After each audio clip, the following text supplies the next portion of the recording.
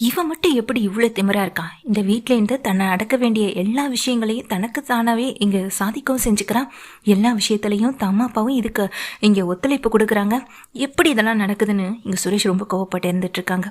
மதிய ரூம்குள்ளே வந்துட்டு காலேஜுக்கு ரெடி ஆகிட்டு இருக்காங்க. எங்கே கிளம்பிட்டேன்னு சொல்லி கேட்க, காலேஜுக்கு தான் அப்படின்னு சொல்லும்போது, நான் ஒன்று உன்னை கொண்டு வந்து விட மாட்டேன்னு அங்கே சுரேஷ் சொல்ல, நானும் உங்களை எதிர்பார்த்து இல்லையே, நானும் உங்களை வந்து என்னை கொண்டு வந்து நீங்கள் தான் விட்டாகணும்னு உங்களை கம்பல் பண்ணலே. சொல்ல போனால் நீங்கள் என் கூட வர வேண்டாம் தான் நான் சொல்லணும்னு நினச்சேன்.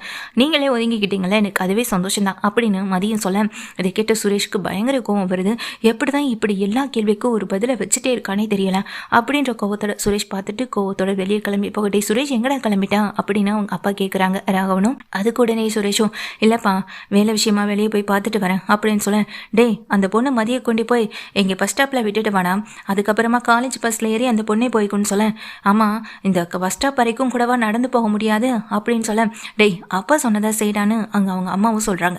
ராஜலட்சுமி சொன்னதும் எல்லாரும் அவங்க விருப்பப்படி நடந்துக்கோங்கன்னு கோவத்தோட வெளியே போய் நிற்கவும் செய்கிறாங்க. இங்கே சுரேஷும் மதியம் வந்துட்டு எப்போதும் போல் தன்னுடைய வேலையை பார்த்துட்டு கிளம்புறாங்க. ஆனால் சுரேஷுடைய வண்டியில் போகவே இல்லை. கொஞ்சம் தூரம் தானே, நான் என்ன போய்க்கிறேன் அப்படின்னு சொல்லிட்டு மதியம் சுரேஷை விட்டுட்டு நடந்தே போகிறாங்க. மதியம் நேராகவே கிளம்பிட்டு அவங்க காலேஜ் பஸ் வர இடத்துக்கு போயிடுறாங்க. சுரேஷ் ரொம்ப கோவத்தோட வண்டி எடுத்துட்டு அவர் இன்னொரு பக்கம் போகவும் இதெல்லாம் மலர் பார்த்துட்டே இருக்காங்க. மலர் பாக்யராஜுக்கிட்ட இந்த விஷயத்த சொல்ல, அதெல்லாம் போக போக சரியாயிடும் மலர், அதை பற்றி நீ எதுக்கு கவலைப்பட்டு இருக்க, மதியம் நல்ல பொண்ணாக தான் இருக்க, அந்த பொண்ணு போக போக எல்லாத்தையும் புரிஞ்சுக்கும். சுரேஷ்க்கும் நான் சொல்லியிருக்கேன், அவன் கோவத்தை குறைச்சிக்கிட்டாலே இந்த பிரச்சனைக்கு ஒரு முடிவு சீக்கிரம் கிடைக்கும். ஆனால் அவன் தான் அளவுக்கு அதிகமாக கோவப்படுறானே அப்படின்னு சொல்ல, என்ன நடக்கும்னு எனக்கு தெரியலைங்க. ஆனால் அழகுமதி இந்த வீட்டில் எல்லார்கிட்டையும் பேசுகிற பக்குவம் எனக்கு ரொம்ப பிடிச்சிருக்கு. அந்த பொண்ணு மாதிரி நான் இருக்கணும்னு ஆசைப்பட்டேன். அந்த பொண்ணை பார்க்கும்போது என்னையே பார்க்குற மாதிரி இருக்குங்க அப்படின்னு சொல்ல, மலரு நீ எதை பற்றியும் யோசிக்காமல் எதை பற்றியும் கவலைப்படாமல் இரு. நம்ம வீட்டோட நிலைமை ஒரு நாள் மதியால் தான் மாறணும்னு விதி இருந்ததுன்னா அப்படி மாறுறதுல ஒன்றும் பிரச்சனை இல்லையே அப்படின்னு பாக்யராஜ் சொல்லிட்டு கிளம்பி போயிடுறாங்க. மலரும் எப்போதும் போல் தன்னுடைய வீட்டு வேலைகளை பார்த்துட்டு இருக்கவும் செய்கிறாங்க. மதி இப்படி காலேஜுக்கு போயிட்டு வீட்டுக்கு வரவும் செய்ய, மதியை பார்க்குறதுக்காக அவங்க அம்மாவும் தங்கச்சியும் வந்திருக்காங்க. கல்யாணம் பண்ணி கொடுத்ததுலேருந்து நானும் இங்கே மதியை பார்க்க வரவே முடியலை. அவருக்கும் உடம்புக்கும் இன்னும் சரியாகலை. அதனால தான் நானும் இவளுமே கிளம்பி வந்தோம் அப்படின்னு சொல்ல, சரிங்கம்மா இப்போ உங்கள் வீட்டுக்காரர் எப்படி இருக்காரு, அவரை பார்த்துக்கிறதுக்கு வீட்டில் வேலை செய்கிற அம்மா இருக்காங்க, அவங்க பார்த்துப்பாங்க. கொஞ்ச நேரத்தில் மதியை பார்த்துட்டு வரணும்னு சொல்லி தான் நாங்கள் கிளம்பி வந்தோம் அப்படின்னு சொல்ல, மதி காலேஜ் முடிச்சுட்டு வர டைம் தான் சொல்லிட்டு இருக்கும் போதே மதி உள்ளே வராங்க. ஆமாம் அப்படின்னு சொல்லிட்டு பக்கத்தில் போக, அப்பா எப்படிமா இருக்காங்க அப்படின்னு சொல்லிட்டு தங்கச்சியும் விசாரிக்கிறாங்க. அதெல்லாம் நான் நல்லா இருக்கேன்க்கா, நீ எப்படிக்கா இருக்கன்னு சொல்லிட்டு அவங்க தங்கச்சியும் கேட்டுட்டு இருக்கும் போது, சரி மலர் வந்தவங்களுக்கு டீ காஃபி ஏதாவது இதோ வந்துட்டேன் தானே உள்ளே போன மலர் வந்துட்டு ரெடி பண்ணி கொண்டு வந்து கொடுக்க, உங்கள் பொண்ணுக்கு ஒரு காஃபி போட கூட நீங்கள் சொல்லி கொடுக்கலையா, காஃபின்ற பேரில் எதையோ ஒன்று போட்டு கொடுத்தா, வாயிலே வைக்க முடியலை. சமைக்க தெரியுமான்னு கேட்டால் தயிர் சாதம் பண்ண தெரியும், வெந்நீர் போட தெரியும்னு சொல்கிறான். அவளை கிச்சன் பக்கமே நீங்கள் விட்டது இல்லையா, இப்படி இல்லாமல் பொண்ணை வளர்ப்பாங்க அப்படின்னு சொல்லிட்டு கேட்க, அதுக்கு உடனே மலரும் இங்கே ராஜலட்சுமியை பார்க்குறாங்க. அவங்க பொண்ணு ஸ்ருதியை கூட கிச்சன் பக்கமே விட மாட்டாங்க, இவங்க இப்படி பேசுகிறாங்களே நினச்சிட்டு அங்கே பார்க்கவும் செய்ய, உடனே இங்கே மதியோடைய அம்மா சொல்கிறாங்க, அப்படிலாம் ஒன்றும் இல்லைம்மா, அவள் நல்லா படிப்பான், படித்து முடிச்சு இப்போது காலேஜில் வேலை பார்த்துட்ருக்கா, அந்த வேலை பர்மனெண்ட்டாக அவளுக்கு கிடைக்கணும்.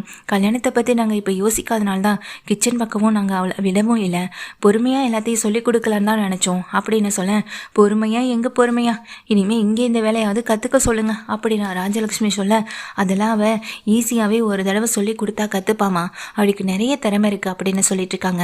சரி மதி, பார்த்து பக்குவமாக நடந்துக்கும், அந்த வீட்டில் இருக்க மாதிரி இந்த வீட்டில் இருக்கலான்னு மட்டும் நினைக்காத, எல்லார்கிட்டையும் கொஞ்சம் அனுசரிச்சு போ அப்படின்னு சொல்லிட்டு அவங்க அம்மாவும் தங்கச்சியும் அங்கேருந்து கிளம்பாமா, ஒரு நிமிஷம் நில்லுமா, என்ன நீ பாட்டு வந்த பேசின கிளம்பிட்டே இருக்க அப்படின்னு சொல்ல, வேற என்ன பேசணும் அப்படின்னு நாங்கள் ராஜலட்சுமி சொல்ல, ஒரு நிமிஷம் இரு அப்படின்னு சொல்லிட்டு உள்ளே போகிறாங்க.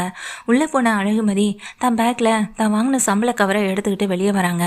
அம்மா இந்த பிடிமா அப்படின்னு சொல்லி கையில் கொடுக்க, என்ன இது அப்படின்னு ராஜலட்சுமி கேட்குறாங்க. இது என்னுடைய சம்பள பணம் அப்படின்னு சொல்ல, இதை பார்த்த உடனே ராகவனுக்கும் ராஜலட்சுமிக்கும் அதிர்ச்சி ஆகுது. என்னம்மா இது, புகுந்த வீட்டில் வந்து இருந்துக்கிட்டு சம்பள பணத்தை உன் பிறந்த வீட்டுக்கு கொடுத்தா என்னம்மா அர்த்தம் அப்படின்னு கேட்க, இதில் என்ன தப்பு இருக்கு அப்படின்னு அழகுமதி உடனே இங்கே திருப்பி கேட்க, என்ன நீ வார்த்தைக்கு வார்த்தை எதை கேட்டாலும் எதிர்த்து பேசிக்கிட்டே இருக்க, வீட்டில் எல்லாரையும் பார்த்து கேள்வி கேட்டுக்கிட்டே இருக்க அப்படின்னு சொல்லிட்டு ராஜலட்சுமி சொல்ல, அழகுமதி உடனே ராஜலட்சுமியை பார்த்து, நான் ஒன்றும் தப்பாக எதுவும் கேள்வி கேட்கலையே அப்படின்னு சொல்கிறாங்க. தப்பாதாம்மா நீ பேசிக்கிட்டே இருக்க. பிறந்த வீட்டுக்கு சம்பள பண கவரை அப்படியே கொடுக்குறேன். செலவுக்குன்னு ஏதோ காசு கொடுத்தா பரவாயில்ல. இனிமேலாம் இப்படி இந்த வீட்டில் இருக்கக்கூடாதுமா. ஓ, இதுக்காக தான் சம்பள பணத்தை வாங்கிட்டு போகலான் தான் நீங்கள் இந்த வீட்டுக்கு வந்தீங்களா அப்படின்னு உடனே அழகுமதியோடைய அம்மாவையும் தங்கச்சியும் பார்த்து கேட்க, ஐயோ அதெல்லாம் ஒன்றும் இல்லைம்மா, நாங்கள் என் பொண்ணை பார்த்துட்டு போகலான் தான் வந்தேன். ஐயோ மதி, இந்த பணமெல்லாம் ஒன்றும் வேணாம், நான் பார்த்துக்கிறேன். நீ முதல்ல இந்த பணத்தை படி. இது இனிமே உனக்கு தாம்மா, உன் குடும்பத்துக்காகவும் உன் வாழ்க்கைக்காகவும் தான் நீ இதை செலவு பண்ணிக்கணும் அப்படின்னு சொல்லி கையில் கொடுக்குறாங்க. என்னம்மா பேசுகிறேன்? கல்யாணம் பண்ணி கொடுத்தா பிறந்த வீட்டுக்கும் எனக்கும் எந்த சம்மந்தமும் இல்லாமல் படுமா? என்னம்மா பேசிக்கிட்டு இருக்கேன்? அப்பாவும் இப்போது வேலையே இல்லாமல் ஆப்ரேஷன் பண்ணிவிட்டு வீட்டில் வந்து இருந்துகிட்ருக்காரு. அவர் உடம்பு இருக்க நிலைமைக்கு இப்போ வேலைக்கு போக முடியாமல், தங்கச்சிக்கு ஃபீஸ் கட்டணும், வீட்டு செலவை பார்த்துக்கணும். இதுக்கெல்லாம் என்னம்மா பண்ணுவேன்? முதல்ல எப்படிமா அப்படின்னு சொல்லி கொடுக்குறாங்க. ராகவும் அவங்க ராஜலக்ஷ்மியும் ஒரு மாதிரி பார்த்துட்டே இருக்கு.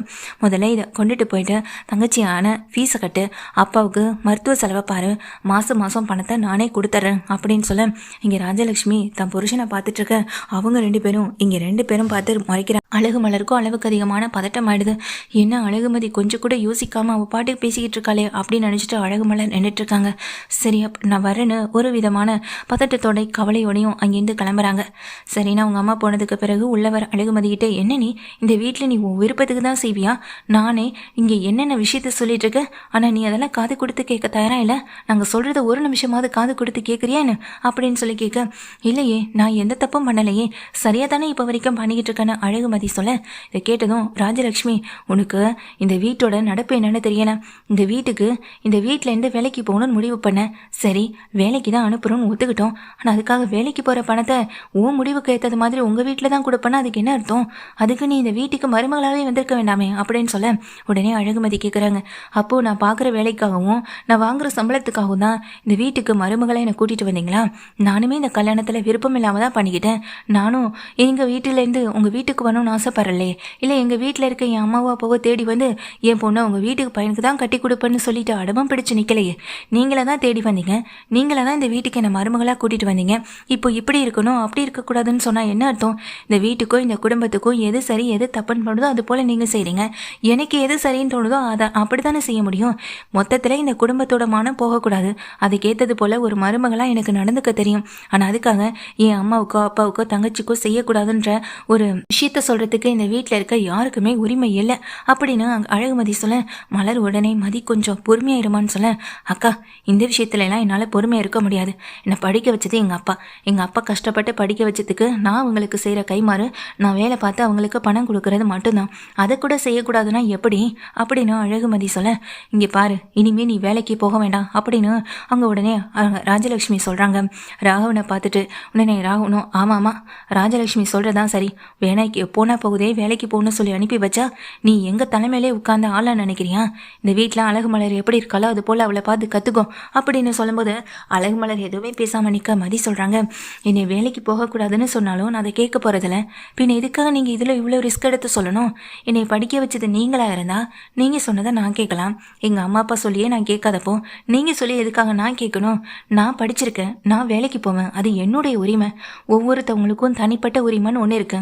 உங்களுடைய சுதந்திரத்தில் நான் தலையிட்டா எவ்வளோ தப்போ அதே போல தான் என்னுடைய சுதந்திரத்தில் அது நீங்கள் தலையிட்டாலும் தப்பு தான் அப்படின்னு அழகுமதி சொல்ல, என்னங்க இவன் வாய்க்கு வாய் ரொம்ப திமிரா பேசுகிறான், சுரேஷோட நிலைமை கொஞ்சம் யோசிச்சு பாருங்கன்னு சொல்ல உள்ளே வந்த சுரேஷ் இங்கே மதி பேசின அத்தனையும் கேட்டுட்டு, என்ன நீ இந்த வீட்டில் எல்லாரையும் எதிர்த்து பேசுகிற, இப்போ எங்கள் அம்மா அப்பாவை எதிர்த்து பேசுகிற நிலைமைக்கு வந்துட்டியா?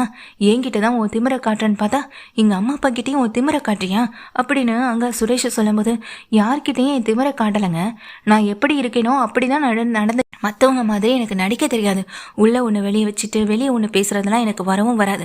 இங்கே உள்ளே என்ன இருக்கோ அதுதான் என் வாயிலேருந்து வரும் அப்படின்னு சொல்லிட்டு அழகுமதி சொல்ல, அதை கேட்ட சுரேஷ்கோ கோவம் வந்து, இந்த வீட்டில் என் அம்மா அப்பான்னு இவங்க எடுக்கிறதா முடிவு, அவங்க சொல்கிறத கேட்டு நீ வேலைக்கெல்லாம் போக வேண்டாம், வீட்டில் இருந்தால் மட்டும் போதும் அப்படின்னு சொல்ல, அப்படி வீட்டில் தான் இருக்கணும்னா எனக்கு இங்கே இருக்கவே விருப்பம் இல்லை, நான் எங்கள் அம்மா அப்பா கூடவே போய் இருந்துக்கிறேன் அப்படின்னு சொல்லிட்டு அழகுமதி கிளம்புறாங்க. உடனே ராஜலட்சுமியை பார்த்த ராகவனும், என்ன இது இந்த பொண்ணு இப்படி சொன்னா பேச்சு கேட்க மாட்டேது. இந்த பொண்ணு இப்படி திடுதுப்புன்னு பையை தூக்கிட்டு கிளம்பி போனால் அக்கம் பக்கத்தில் இருக்கவங்க நம்ம குடும்பத்தை பற்றி என்ன நினைப்பாங்க? ஏற்கனவே இந்த சுரேஷ் அங்கேயும் எங்கேயும் அடித்தடின்னு போயிட்டு வேலை இழந்து வீட்டில் வந்து உட்காந்துக்கிட்டு இருக்கான். வேலை இல்லாதனால தான், புருஷனுக்கு வேலையும் இல்லாதனால தான், இந்த வீட்டில் இருக்கவங்கலாம் இப்படி நடந்துக்கிறதுனால தான் இந்த பொண்ணு வீட்டை விட்டு போயிட்டான்னு நம்ம குடும்பத்துக்கு தான் கெட்ட பேர் வரும். ஊர்லேயே நம்ம மானம்லே சிரிச்சு நிற்கிது. இப்போ இந்த பொண்ணு வேற வீட்டிலேருந்து பையை தூக்கிட்டு கிளம்பிட்டா, அப்போ நம்ம கிட்ட இருக்க அடியோட மானம் மொத்தமாக போயிடும். போய் கொஞ்சம் பேசு அப்படின்னு ராகவன் சொல்ல, என்னங்க அவகிட்ட நான் இறங்கி போய் பேசணுமான்னு ராஜலட்சுமி சொல்ல, வேற வழி அப்படின்ற மாதிரி சொல்லிட்டு ராகவன் சொல்றாங்க. ராஜலட்சுமி உடனே கிளம்பிட்டு போறாங்க. அங்க அழகுமதியை பாக்குறாங்க. அழகுமதி பேக்கெல்லாம் எடுத்து ரெடி பண்ணிட்டு நின்றுட்டு இருக்கேன். இங்க பாரு, நீ எல்லாம் வீட்டை விட்டுலாம் உன்னை போக வேண்டாம். என்ன இப்போ நீ வேலைக்கு போகணும் அவ்வளோதானே? நீ வேலைக்கு போ, உன் சம்பளத்தை உன் விருப்பப்பட்ட மாதிரி உங்கள் அம்மா அப்பா கிட்ட கொடு. இனி நாங்கள் எதுவும் கேட்க போகிறதில்ல அப்படின்னு ராஜலட்சுமி சொல்ல, இனிமேல் கேட்க மாட்டீங்க தானே அப்படின்னு சொல்லிட்டு அங்கே மதியம் கேட்குறாங்க. இல்லைம்மா கேட்க மாட்டேம்மா அப்படின்னு ராஜலட்சுமி சொல்லிட்டு வெளியே போக, என்னாச்சுன்னு ராகவன் ராஜலட்சுமிகிட்ட கேட்க, அதை சொல்லிட்டு வந்திருக்காங்க அப்படின்ட்டு நின்றுட்டு இருக்காங்க. உள்ளே போன சுரேஷ், உனக்கு அவ்வளோ திமிராகி போச்சா? எங்கள் அம்மாவோ அப்பாவோ இது வரைக்கும் இறங்கி வந்து பேசினதில்ல, அவங்களே கீழே இறங்கி வந்து பேச வைக்கிற நிலைமைக்கு நீ கொண்டு வந்து விட்டுட்டல அப்படின்னு சொல்ல, நான் எங்க கொண்டு வந்து விட்டேன்? நீங்க தான் என்னை இந்த வீட்டில் கொண்டு வந்து உட்கார வச்சிருக்கீங்க. நான் கேட்டேன் கல்யாணம் பண்ணிக்கோங்கன்னு. நீங்க தானே வந்து என் காலில் விழுகாத குறையா எங்க குடும்பத்தில் இருக்கவங்கள்ட்ட பேசி மிரட்டி கல்யாணத்தை பண்ணீங்க. அப்போ அதுக்கெல்லாம் சேர்ந்து நீங்க அனுபவிச்சு தானே ஆகணும் அப்படின்னு மதி சொல்லிட்டு கிச்சனுக்கு போயிடுறாங்க. மலரோ திகச்சு போய் தான் நிற்கிறாங்க கிச்சன்ல. மதியா இப்படி பேசினது ஒரு நிமிஷத்துல குடும்பத்தில் இருக்க எல்லாரையும் மாத்திட்டா, அடியோட அவளுக்கு கீழே கொண்டு வந்துட்டா. இது எனக்கு எவ்வளவு சந்தோஷமா இருக்கு தெரியுமா அப்படின்னு மலர் நின்றுட்டு இருக்கேன். அக்கா என்னக்கா யோசிக்கிறீங்க? இந்த மதி இப்படியெல்லாம் திமிரா நடந்துக்கிறாளேன்னு கோவமா இருக்கீங்களா அப்படின்னு சொல்லிட்டு கேட்க, அதெல்லாம் ஒன்றும் இல்லை, உன்னை பார்க்கும்போது எனக்கு உண்மையிலேயே ரொம்ப சந்தோஷமா இருக்கு. உன்னை கொஞ்ச நேரத்துக்கு முன்னாடி நீ வேலைக்கு போக வேண்டாம், பணத்தை உங்கள் வீட்டில் கொடுக்க வேண்டாம்னு சொன்னவங்க மத்தியில் நீ இந்த பணத்தை கொண்டு போய் உங்கள் அம்மா அப்பா கிட்டே கொடு, நீ வேலைக்கு போகணும்னு சொல்ல வச்சுட்டேன். இதெல்லாம் எனக்கு எவ்வளோ ஆச்சரியமாக இருக்குது தெரியுமா? நான் இந்த வீட்டுக்கு வந்த இந்த 5-6 வருஷத்தில் ஒரு தடவை கூட இந்த வீட்டில் இருக்கவங்க இந்த மாதிரி நடந்துக்கிட்டதே இல்லை. ஆனால் நீ ஒரு விஷயத்தில் தெளிவாக திறமையாக நிலையாக நிற்கிற. அப்படியே இருமதி, அதுதான் நல்லதும் கூடன்னு சொல்ல, அக்கா நீங்கள் கூட அப்படி இருக்கிறதுல தப்பில்லைன்னு சொல்ல, அப்போலேருந்து அப்படி இருந்தால் தப்பு இல்லை, திடீர்னு அப்படி மாறினாதான் தப்பு. நான் இப்படியே இருந்துக்கிறேன், நீ அப்படியே இருந்துக்கோ அப்படின்னு மலரும் சொல்கிறாங்க.